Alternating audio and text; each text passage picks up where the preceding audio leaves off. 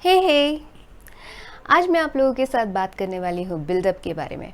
Buildup क्यों होता है, कैसे होता है और इसे रिमूव करना क्यों ज़रूरी है, ये सारी इम्पॉर्टेंट बातें आज मैं आप लोगों के साथ शेयर करने वाली हूँ डिटेल में। सो इस वीडियो को बिल्कुल भी स्किप मत करिएगा, ये बहुत ही ज़रूरी है और आपके लिए बहुत फ़ायदेमंद हो सकता है। सो इस सीरीज़ को पूरा देखिए, ये इस सीरीज़ का फर्स्ट पार्ट है। सेकेंड पार्ट में नेक्स्ट वीक में रिलीज़ करूँगी। So stay tune, watch this video till the end.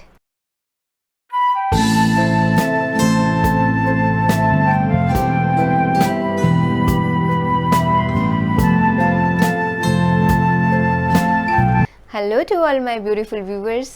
I'm Vishali Agrawal and I welcome you all to my channel Nature's Badi. So I hope you are all doing extremely well, taking care of yourself and your loved ones. If you are all new to my channel, please watch this video from beginning till the end. हो सकता है ये video आप लोगों के लिए बहुत important है। सो अगर आपको इस वीडियो का कंटेंट पसंद आए, आपको ये वीडियो यूज़फुल लगे तो please give it a thumbs up and इसे सब्सक्राइब करना बिल्कुल ना भूलिएगा, क्योंकि इसी तरह के वीडियोज़ मैं अपने चैनल पे शेयर करती रहती हूँ। Without wasting much of our time, let me straight away come to the point. Product buildup, is it really very serious? सोचिए, अगर हम अपने बालों पे किसी भी तरह के प्रोडक्ट्स को अप्लाई करना बंद कर दें तो हमारे बाल कैसे दिखेंगे? तो उनकी क्वालिटी बिल्कुल ख़राब हो जाएगी। इसीलिए हमें ज़रूरी है अपने बालों को मेंटेन करने के लिए तरह तरह के प्रोडक्ट्स अप्लाई करना।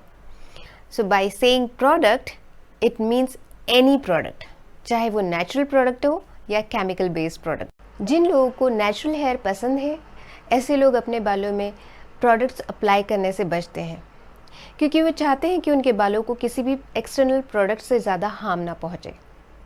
प्रोडक्ट बिल्डअप एक ऐसा टॉपिक है जिसके बारे में हम कभी ज़्यादा नहीं सोचते।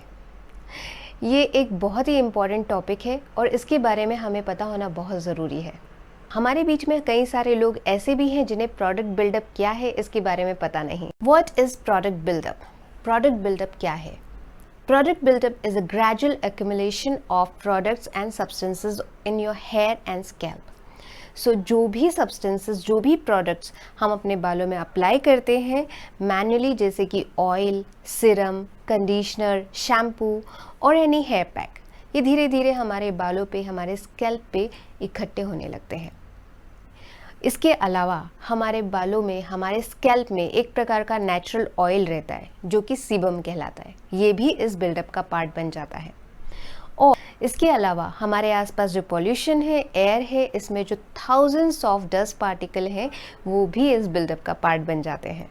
धीरे धीरे ये सारी चीज़ें हमारे बालों पे, हमारे स्कैल्प पे इकट्ठी होकर एक चिपचिपा सा पदार्थ बना देती हैं, जिसके अंदर आसानी से बैक्टीरियाज आके बैठ जाते हैं। So skipping a wash day is really bad?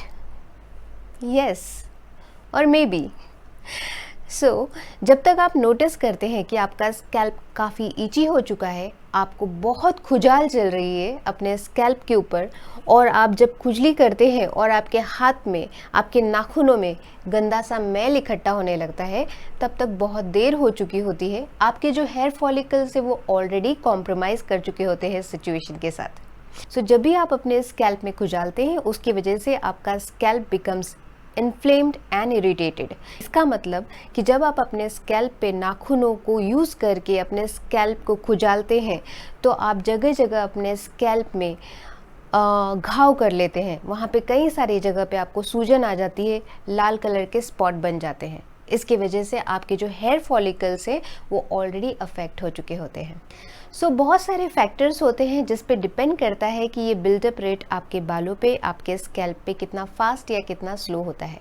जैसे कि आप अपने बालों में कितने ज़्यादा मात्रा में प्रोडक्ट्स अप्लाई करते हैं, या फिर आपके बाल कितने ज़्यादा किंकी, कर्ली, या फिर बहुत ज़्यादा डेंस हैं, या फिर आपको कितना ज़्यादा स्वेटिंग होता है, या फिर आप कितने ज़्यादा पॉल्यूशन या एयर में एक्सपोज होते हैं, या फिर आपके आसपास का जो एनवायरनमेंट है वो कितना ह्यूमिड है। सो ये सारी चीज़ें डिसाइड करती हैं कि आपको बिल्डअप रेट कितना फास्ट या कितना स्लो है। So depending on all this factors we should decide how frequently we should wash our hair. It means कि ये सब फैक्टर्स को देखते हुए हमें डिसाइड करना चाहिए कि हमें वीक में 1 बार, 2 बार या 3 बार सिर धोना है, rather than waiting for all this build-up to accumulate on your hair, on your scalp, and then losing lot of hair. Build-up on hair strand compared to the build-up on scalp, is one worse than other? जी हाँ, जो buildup आपके hair strands पे होता है और जो buildup आपके scalp पे होता है, ये दोनों ही बिल्डअप आपको अलग अलग तरीके से इम्पैक्ट करते हैं. What is hair buildup? Let's discuss this first. So let us assume, हम ये मान लेते हैं कि हमारे बालों पे किसी भी तरह का बिल्डअप नहीं है, हमारे बाल काफ़ी हेल्दी हैं.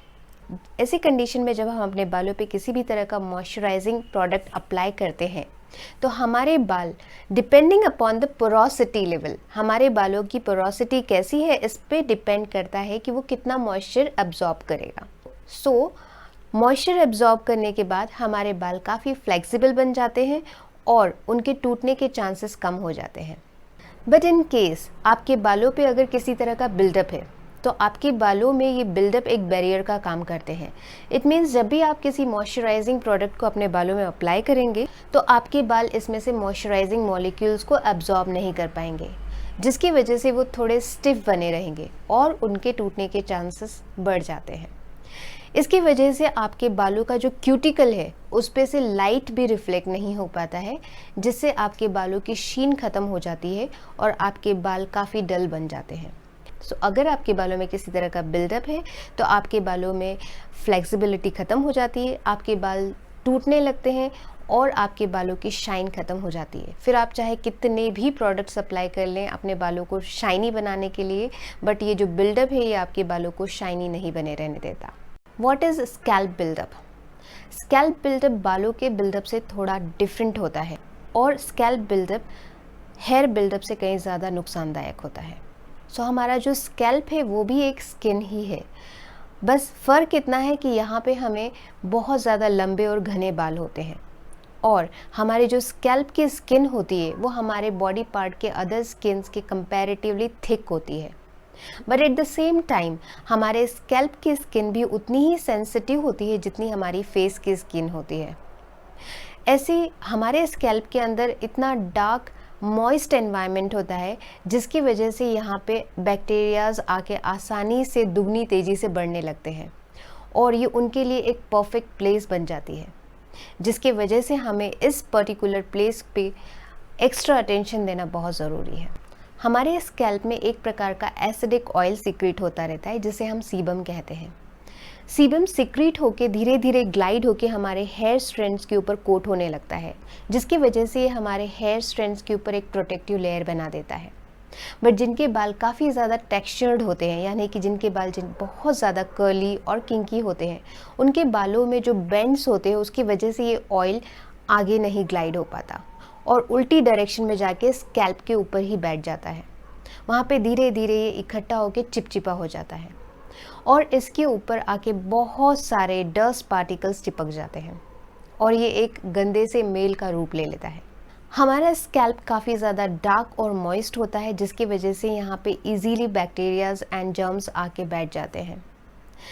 जब हमारे स्कैल्प पे काफ़ी चिपचिपा मैल इकट्ठा हो जाता है तो ये बैक्टीरियाज इनके अंदर चिपक जाते हैं और वो इस मेल के साथ हमारे हेयर फॉलिकल्स के अंदर एंटर करने लगते हैं, जिसकी वजह से ये हमारे ग्रोथ एक्टिविटी को अफेक्ट करने लगते हैं और हमारे बालों की क्वालिटी ड्रामेटिकली चेंज होने लगती है.